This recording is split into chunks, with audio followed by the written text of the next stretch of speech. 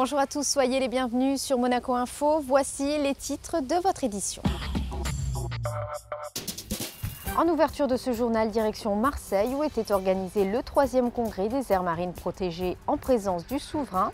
Nous parlerons bridge avec le tournoi mondial qui se déroule au Sporting d'hiver actuellement. Nous irons à l'église Saint-Charles pour découvrir un concert spirituel par l'Orchestre Philharmonique de Monte-Carlo. Et enfin, nous découvrirons le lancement officiel de la Ligue des optimistes de Monaco.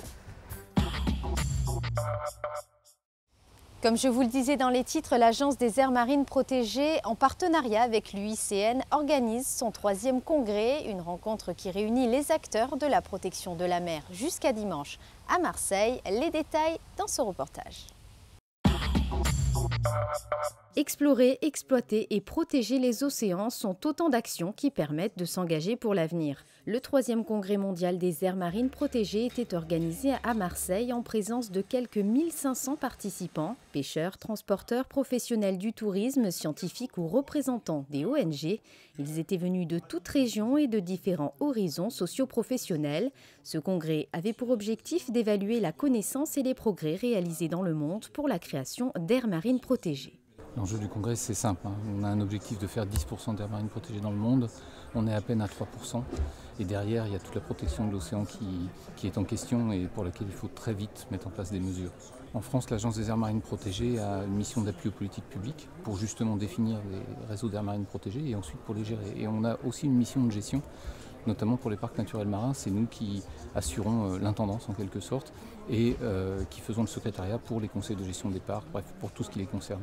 La conférence de Rio+20 avait particulièrement révélé l'importance des océans dans l'équilibre environnemental de la planète. Ces dernières années, le développement des activités humaines en mer a dévoilé de sérieuses conséquences. Les conséquences des activités humaines en mer, elles sont doubles. C'est évident, nous agressons la mer par notre développement mal contrôlé. Mais aussi, nous préservons des espèces que nous agressons et nous leur permettons parfois de revenir, retrouver des lieux qu'elles avaient quittés, retrouver des niveaux de population qui étaient inconnus même pour nos parents. En 2 mots, nous avons aujourd'hui le choix où nous continuons à agresser et nous donnerons à nos enfants une mer qui ne sera plus peuplée que de crabes, de mouettes et de méduses, ou nous allons sur la voie de la préservation et là, la mer nous offre la possibilité de retrouver un océan plus riche que celui que nous connaissons aujourd'hui. Chaque fois qu'on a fait des réserves marines, chaque fois qu'on a fait de la protection, ça a marché. Dans la protection, on gagne à tous les coups. Les aires marines protégées constituent un réseau mondial de sites remarquables où des normes et des règles de gestion exemplaires sont définies. Mais pour certains, ce cadre réglementaire n'est pas une fin en soi. Ce n'est pas la réglementation. Il faut faire comprendre aux gens que c'est leur richesse. Aujourd'hui, nous sommes pauvres d'une mer dépeuplée. Demain, nous pouvons retrouver une mer riche. Mais les gens l'ignorent. Ils ne voient dans les réserves marines que réglementation et contraintes. Cela veut dire qu'il faut communiquer et communiquer encore sur cette richesse que nous pouvons retrouver et surtout leur restituer, partager ces réserves, permettre aux gens d'y accéder, les inciter à y accéder, ne pas fermer, permettre aux gens de voir cette vie exubérante qui s'y développe. Voilà, comme ça, lorsqu'on aura un socle solide, on pourra envisager d'avoir des réserves partout. Ce 3e congrès IMPAC conforte ainsi l'ambition de l'Agence des aires marines protégées et de l'UICN en charge de l'organisation d'ouvrir ce rendez-vous international aux usagers et aux acteurs économiques de la mer. Un tournoi international de bridge par équipe se déroule actuellement en principauté. Les meilleurs joueurs au monde s'affrontent au Sporting d'hiver. Alors comment joue-t-on au bridge et quelles sont les clés du succès? La réponse avec Christina Thomel. Après l'engouement des Américains, le bridge débarque à Monaco. Ce tournoi international par équipe a suscité un grand enthousiasme auprès des joueurs mondiaux. Au total, 250 d'entre eux se sont retrouvés au Sporting d'hiver pour partager des parties de cartes animées. Le bridge, un jeu qui comptabilise le nombre de levées réalisées. Il se pratique avec un jeu de 52 cartes par 4 joueurs, opposant 2 équipes composées de 2 partenaires. Le Cavendish, c'est le plus gros tournoi du monde, hors les compétitions officielles. C'est un tournoi qui se joue à Vegas depuis 25 ans. Les Américains ont décidé de ne plus le faire. On l'a rapatrié sur Monaco l'année dernière. Ça a été un succès immédiat, puisqu'on a eu 2 fois plus de paires quasiment qu'à Las Vegas, 3 fois plus d'équipes. Cette année, le tournoi a encore grossi, tous les meilleurs joueurs du monde sont là. Ça amène à Monaco une activité au mois d'octobre pour notre partenaire la SBM, pour les restaurants, pour les hôtels et pour le prestige du bridge à Monaco.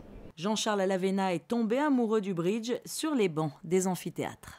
Au lycée, dans les années terminales, en classe prépa, à la fac, c'est un jeu qu'on joue d'abord entre copains et puis on commence à mettre un pied en club et puis on y passe du temps. C'est un jeu qui est prenant, c'est un jeu qui est ingrat au début mais qui après a des richesses incroyables. Les qualités pour être un bon joueur de bridge sont très variables. Calme, expressif, nerveux, silencieux, tous les profils sont représentés dans ce tournoi. Aucune règle véritable, mais un seul mot d'ordre, la concentration. Un bon joueur de bridge, je pense qu'il y a de l'analyse et de la psychologie, mais contrairement au poker, il y a beaucoup plus d'analyse et beaucoup moins de psychologie, et puis surtout, il y a un travail énorme. Les nerfs, comme tous les sports, psychologique un peu, et un peu de logique, quand même, maths et tout ça. Face à cet engouement pour le bridge, il était tout naturel de constituer une équipe à Monaco. Pierre Zimmermann est le fondateur de l'équipe monégasque, une équipe solide qui a déjà à son palmarès de nombreux titres. On a eu de la réussite, on a beaucoup gagné de tournois ces dernières années et c'est vraiment un plaisir pour moi en tant que capitaine de l'équipe et puis d'assurer la promotion de Monaco. Et puis alors, racontez-nous un petit peu, quel tournoi vous avez remporté? Alors on a gagné avec Monaco les 3 tournois majeurs aux États-Unis, la Vanderbilt, la Spin Gold et 2 fois d'ailleurs, et la Rising Air. On a gagné une médaille d'argent au championnat du monde, on a gagné plusieurs tournois, on a gagné 2 fois Moscou, on a gagné le Cavendish l'année dernière. À noter que le prochain festival international du bridge se déroulera à Eilat, sur la mer Rouge en Israël, du 14 au 24 novembre prochain. Vous le voyez sur ces images, l'historienne et académicienne Hélène Carrère d'Ancos a été l'invitée d'honneur de la Monaco Méditerranée Foundation à l'hôtel Hermitage. Il était question de débattre autour du thème « La Russie à l'heure de Vladimir Poutine ».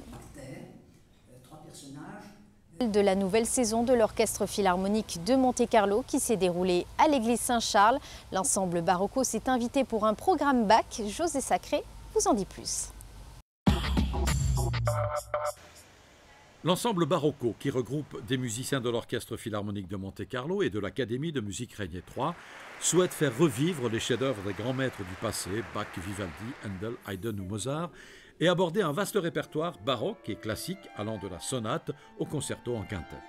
Dimanche 20 octobre, en l'église Saint-Charles, pour le premier concert spirituel de la saison, l'ensemble Barocco était composé de 8 musiciens de l'Orchestre Philharmonique de Monte-Carlo. Sybille Cornaton et Gian Battista Ermacora violon, François Méraud alto, Delphine Perron violoncelle, Raphaël Truchot-Baraya flûte, Mathieu Bloch hautbois, Fabrice Ledecker cor anglais et Michel Mugot basson. Un quatuor à cordes donc et un quatuor à vent pour un programme d'exception, l'art de la fugue de Jean-Sébastien Bach dans une orchestration de Michel Mugot. C'est une œuvre en tout cas qui m'a très vite fasciné, c'est l'art du discours en fait. C'est à l'époque baroque, on organisait un discours, l'art de la rhétorique, on organisait un discours musical comme un discours parlé. Et donc Bach a organisé ce discours autour de 22 fugues. D'ailleurs l'œuvre totale n'est pas terminée, elle est inachevée et c'est une œuvre fascinante et envoûtante. Cette œuvre théorique, considérée comme le testament du compositeur, constitue l'apogée de son style d'écriture. Mais qu'est-ce qu'une fugue, Michel Mugot ? Alors une fugue, c'est l'organisation de, donc c'est toujours à plusieurs voix. C'est une manière d'écrire très théorique avec une reprise du thème qui est toujours systématique et qui est toujours présentée de la même manière. Et donc les voix rentrent successivement, toujours avec le thème qui est présenté. Et donc c'est aussi basé sur la mémoire. Il faut reconnaître le thème pour pouvoir le suivre. C'est un peu un labyrinthe dans lequel on a un fil conducteur qui est toujours le même.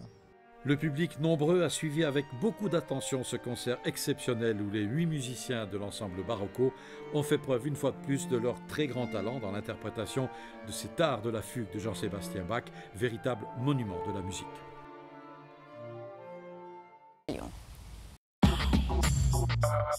Promouvoir l'évolution des mentalités vers davantage d'optimisme et d'enthousiasme dans tous les domaines de la vie. Initier une métamorphose culturelle de la confiance en l'avenir, voilà l'idée fondatrice de la Ligue des Optimistes.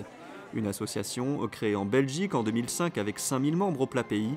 Depuis, d'autres Ligues des Optimistes sont nées en France, aux Pays-Bas ou encore en Suisse. Ce dîner organisé au Novotel lundi soir en présence de plus de 60 personnes avait pour but de lancer ce mouvement en principauté. Quand mes enfants se plaignaient de la pluie, parce que vous savez qu'il pleut de temps en temps en Belgique, je leur disais il ne faut pas se plaindre de la pluie, il faut dire c'est un beau jour de pluie. Et au fond, l'idée est née comme ça. Et l'idée de la Ligue des Optimistes, au fond, consiste à participer modestement à l'élévation de l'état de conscience par l'enthousiasme. L'idée, c'est de recréer un nouveau monde. Et c'est ça, je dirais, le fondement de la Ligue des Optimistes. Et je crois que nous sommes de plus en plus nombreux à partager ce désir d'un nouveau monde, un monde qui peut-être sera plus optimiste. Être optimiste, c'est aussi décider de concrétiser ses rêves. Margot Claret, résidente monégasque, va réaliser l'un des siens et partir dans l'espace grâce à Virgin Galactic. C'est un voyage organisé, comme vous l'avez dit, par la compagnie Virgin Galactic, qui permet à des gens lambda comme moi de pouvoir partir dans l'espace et de réaliser ses rêves. Le premier test dans l'espace va être fait en février, que si tout se passe bien, le premier voyage pour Richard Branson et sa famille sera en milieu de l'année, vers à peu près juin. Et après, se suivront nous. Donc normalement, moi, je devrais partir en 2015. C'est une chance incroyable, non, de réaliser quelque chose comme ça? Ouais, je pensais pas pouvoir y arriver un jour dans ma vie et c'est juste fabuleux. La Ligue des Optimistes organise fréquemment des conférences pour faire passer ses idées. Elle sponsorise également des événements comme le Dakar Paris-Bruxelles, voyage réalisé par un Belge sans la moindre goutte d'essence. Les températures continueront-elles de remonter ces prochains jours? Réponse avec les cartes météo. Eh bien mercredi, malgré de la pluie au programme, les températures iront de 18 à 21 degrés. Jeudi, maintien d'un temps instable avec une légère brise de mer et un mercure toujours supérieur au normal. Vendredi, retour d'un temps agréable avec un thermomètre en hausse. Et enfin samedi, un début de week-end assez chaud avec une maximale de 22 degrés. C'est la fin de cette édition, merci de l'avoir suivi. À présent, retrouvez les films projetés cette semaine en salle avec le magazine Cinéma de José Sacré. À très bientôt sur Monaco Info.